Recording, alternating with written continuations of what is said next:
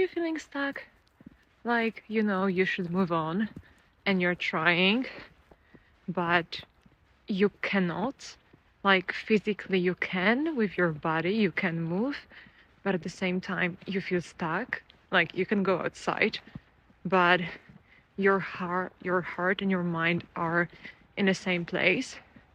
Like, you cannot move on from a person or a situation, or I don't know, it's just like you are constantly going forward always, because that's the direction of this world.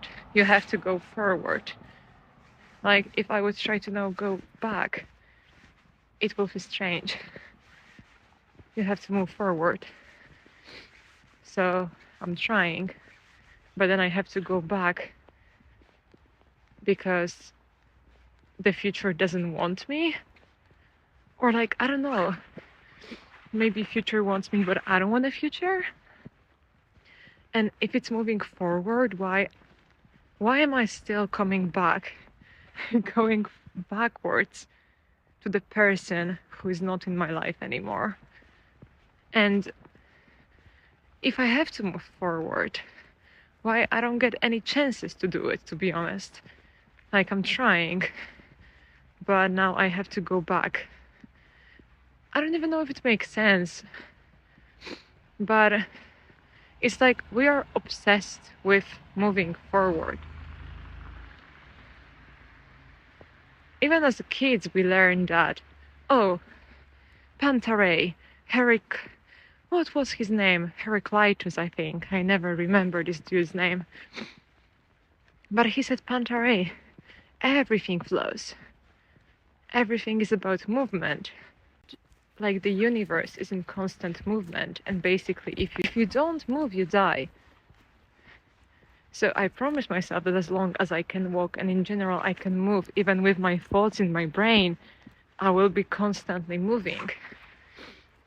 But now I also hear questions like, what is your next step? Or maybe, what is your next stop? Do you want to settle? Like, you should settle, you should have a plan for the rest of your life. So you should be planning your step while having a stop. And it's so confusing, because if we have to move, like, how? You have to cross the street, you have the zebra crossing. And when we were kids, we were playing that.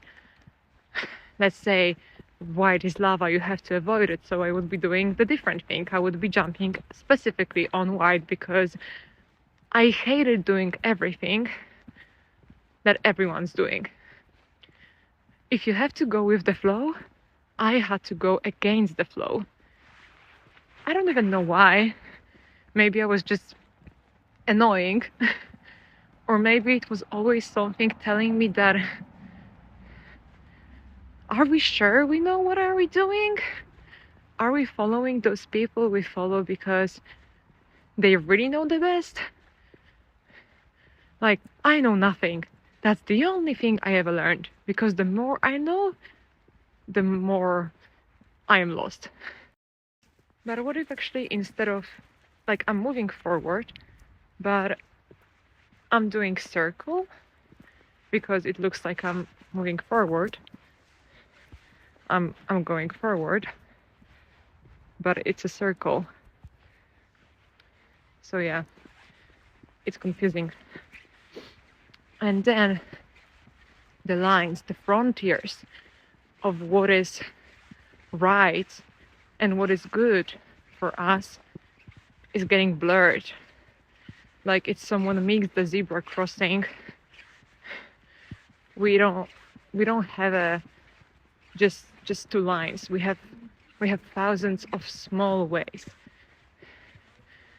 And what if, like, now I have to go back home and I have to stay with my parents because I don't have money to move out and I don't have a job to move forward. So according to rules of the world, I'm the biggest failure, because only if I had, like, a really proper job that's gonna help me evolve, I'm worth of something.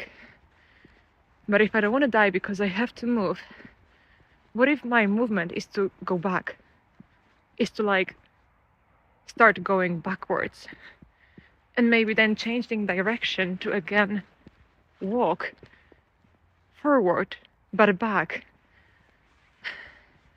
So I was so confused with all of my thoughts, because how long can you think about your the ghost of your ex situationships and your ex problems? How long? So what I did, like the most obvious thing, I binge watched the whole season of XO Kitty, which is drama about teenagers, and also I watched the What a Girl Wants with Amanda Bynes, and I love those movies. That's exactly what I want. I just want a little bit of drama, a little bit of romance, a hot, cute guy on a motorcycle that's giving my parents heart attack. Because that's what a girl wants. When you like moving forward and you're okay with making mistakes. When you're moving forward but also going back. Like maybe the whole movement we have to do is not only about forward. Like Kitty, she